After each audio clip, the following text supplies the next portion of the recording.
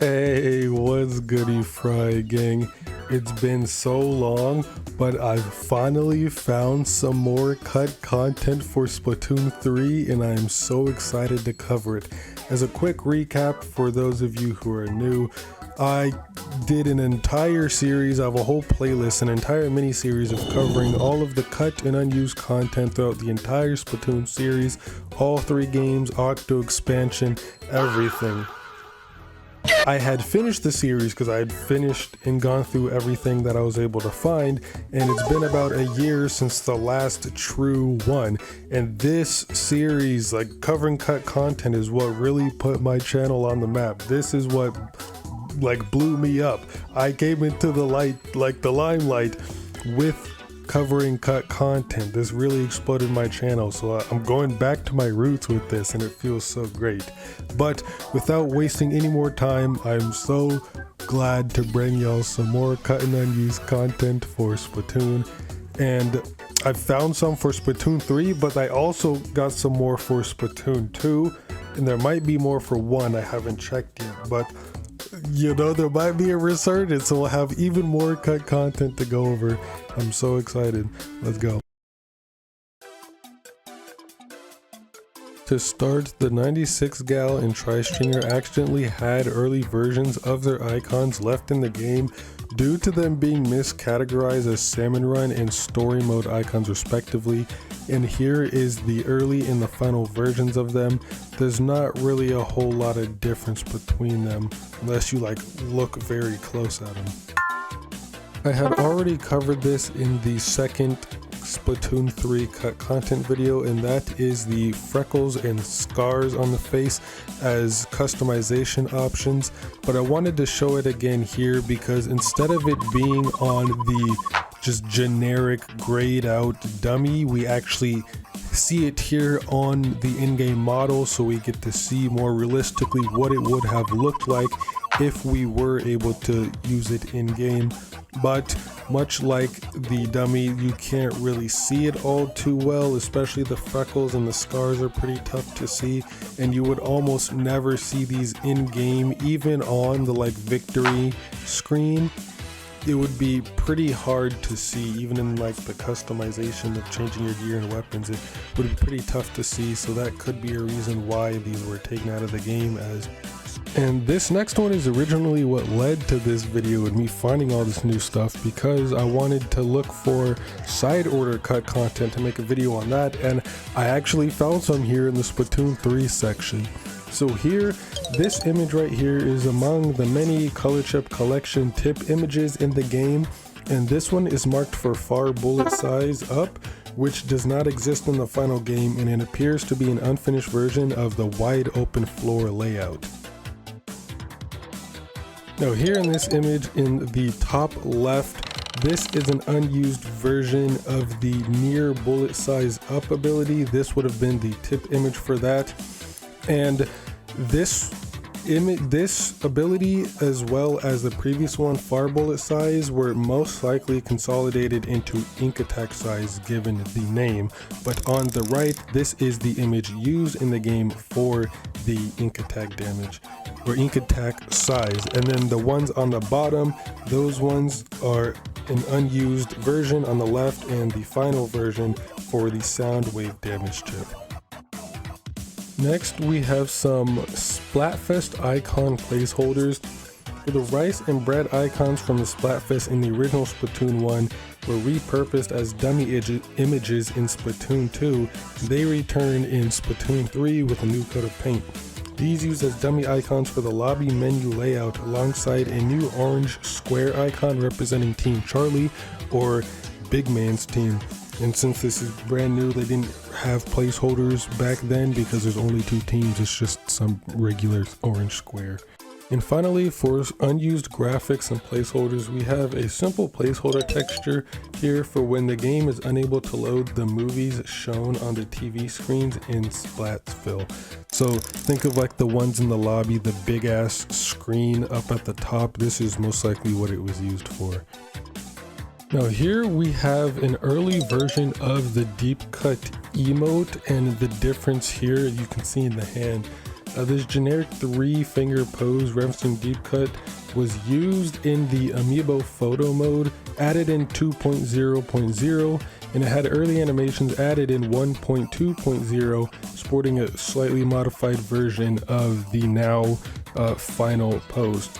Notably, this seems to represent Shiver instead of Frye, as the animation has one hand facing forwards and one hand facing backwards, similar to how Shiver poses. And in retrospect, this probably would have been a better representation, since Shiver was declared the official leader of Deep Cut, with her winning the Shiver vs. Frye vs. Big Man Anniversary Splatfest. So this early version, in retrospect, could be a better representation of Deep Cut than the final version. Now here we have a collection of 8 different animations, and these are the animations in the 100x and 333x battle commemorative photo, which had beta animations in 1.0.0 before properly being integrated into the game in 2.0.0. And these range in quality, with some looking almost completely similar to the final counterparts and others looking very unfinished.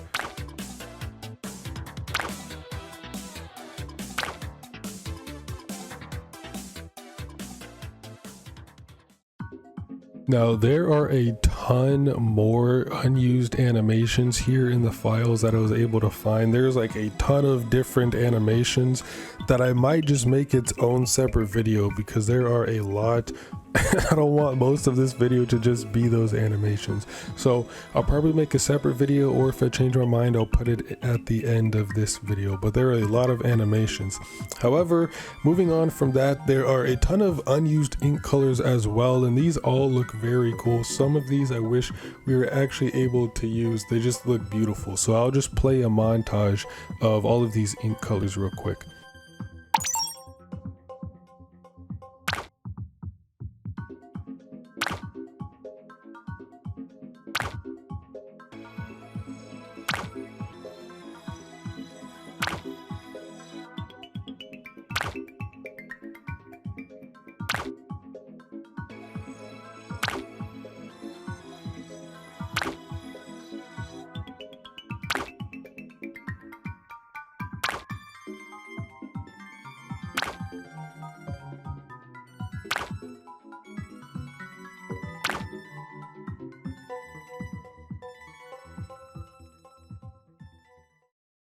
Yeah, if you remember from the first cut content video on Splatoon 3, near the beginning of the video, I talked about one of the unused parameters, that being the tri-stringers kind of like markers, I guess, like the tri-stringer tracers, the trajectory tracers.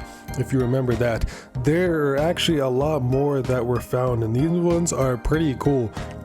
And they go from the tri-stringer having a tilt control, like you could be able to tilt the aim of it instead of like having to jump for it to go vertical. You could actually do it on the ground. The Grizzco Spatana actually holding a charge when you're swimming, a lot like, you know, a Nautilus or a Reflux, GooTuber or whatever.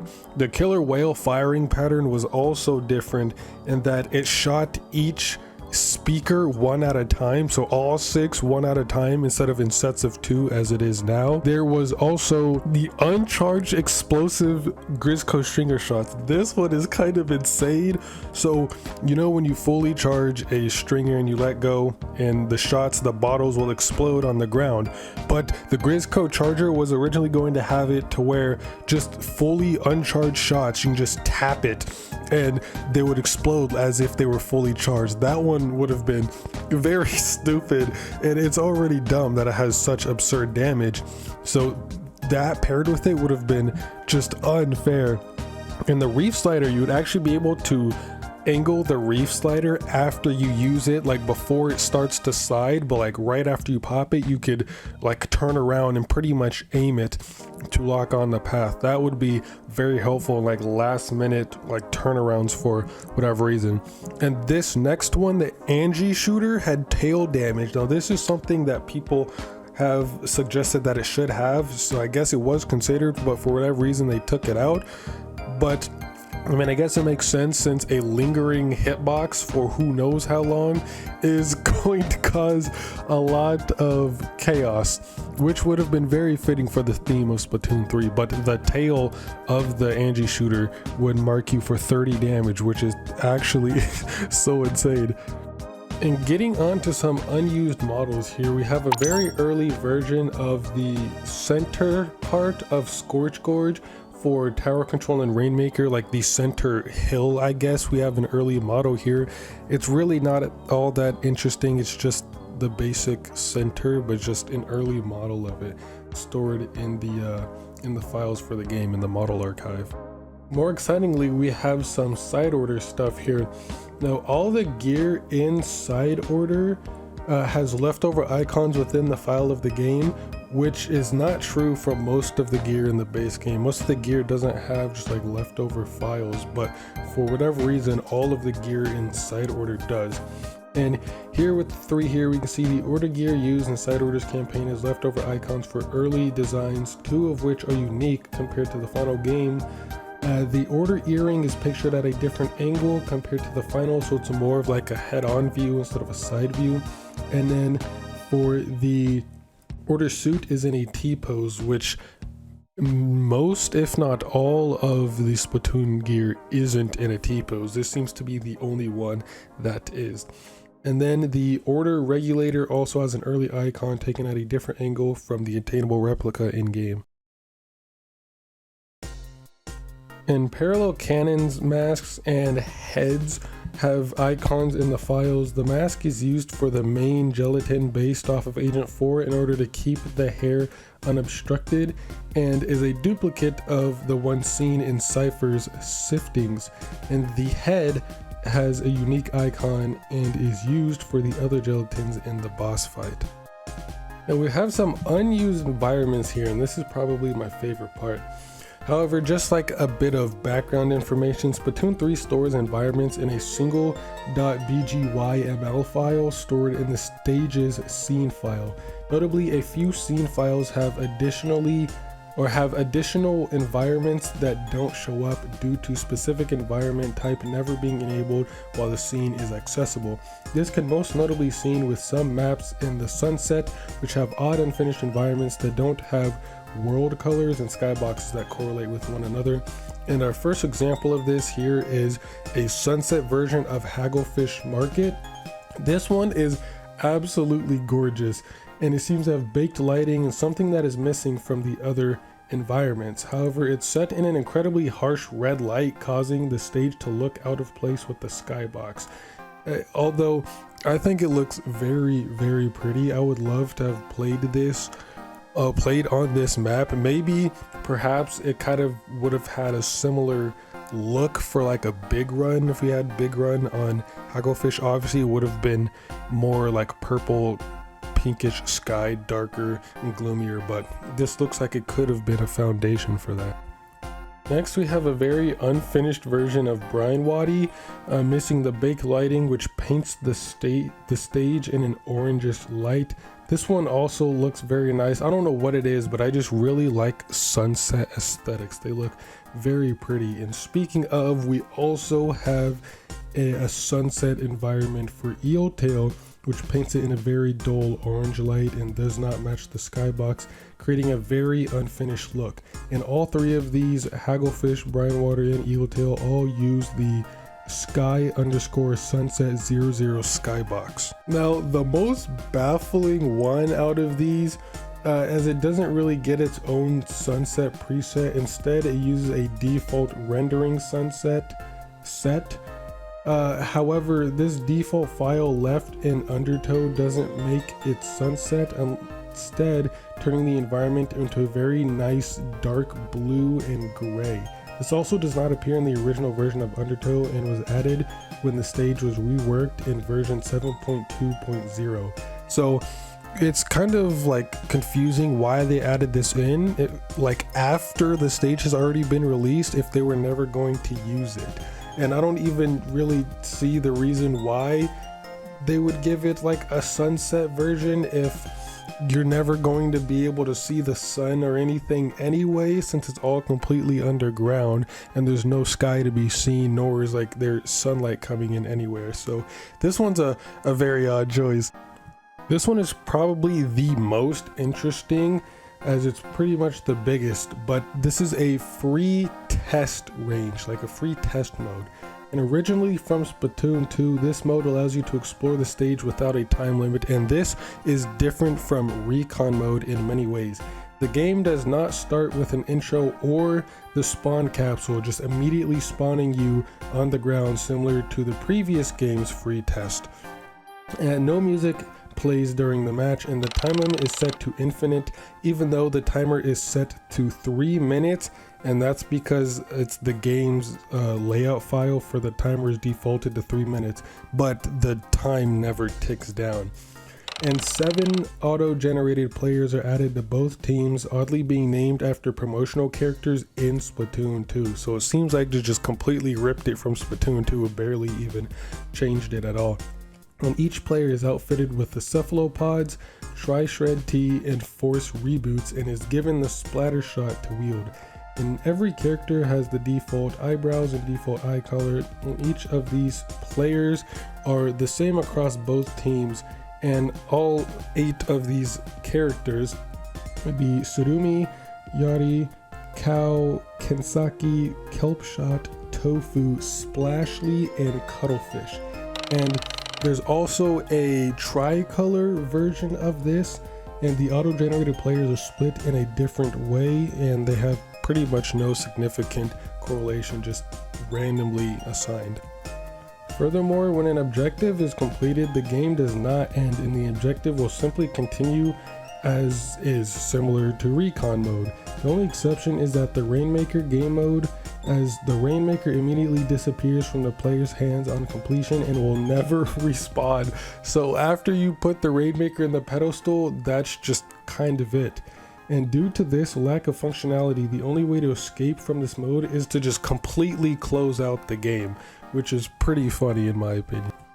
And finally, we just have this random wooden plank behind the Grisco building. It's stuffed within the Grisco building and is a set of wooden planks that seem to be propped against something, but there's just nothing there showing. Despite Grisco building having various windows, this model cannot be seen from any angle, so you'd have to go out of bounds in order to view this.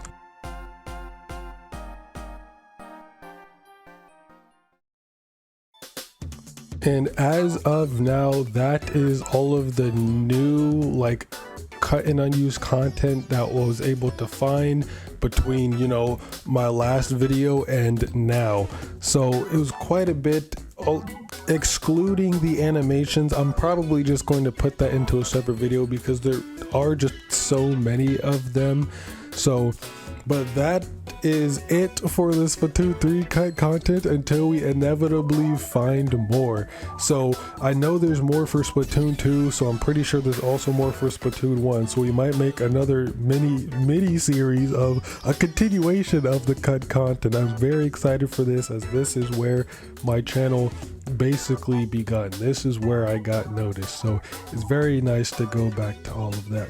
But hopefully y'all enjoyed this. It was very fun, and I'm motivated to like make content again if I can find some more cut content. So it's been a while and we might be back, who knows, we'll see. But that's about it. See you next mission and play some goddamn Splatty.